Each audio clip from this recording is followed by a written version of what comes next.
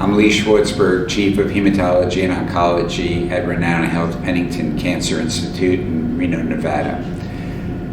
This year I'm talking about the updates for the 2024 breast cancer abstracts from ASCO.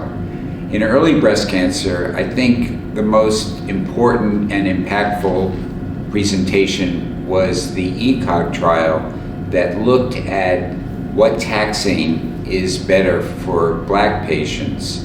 And that was based on a lot of data actually from previous trials that showed that Black patients were more likely to get peripheral neuropathy from taxanes. And it was tested prospectively in an ECOG trial. They also looked at genotyping, which was the primary endpoint of the trial, which actually was not really informative.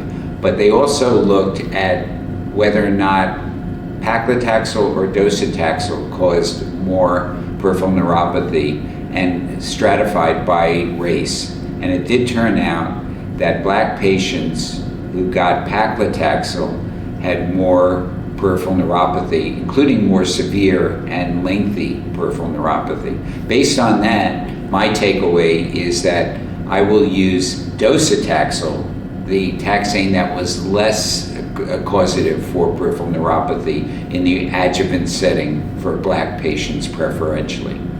In the metastatic setting, I think the most impactful presentation was Destiny Breast 06, which looked at trastuzumab deruxtecan versus treatment of physician's choice in HR-positive, HER2-negative breast cancer for patients who had previously been treated with endocrine therapy, which is the standard for those patients.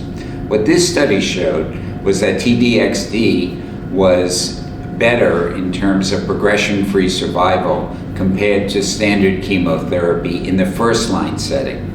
The other important thing about this trial is that this study expanded the population that could be eligible from those that are HER2 low, previously defined as 1 or 2 plus IHC positive, to include a new group called ultra low, which was a group that had some immunohistochemistry staining on their tissue, but less than one would see by the standard definition of 1 plus IHC.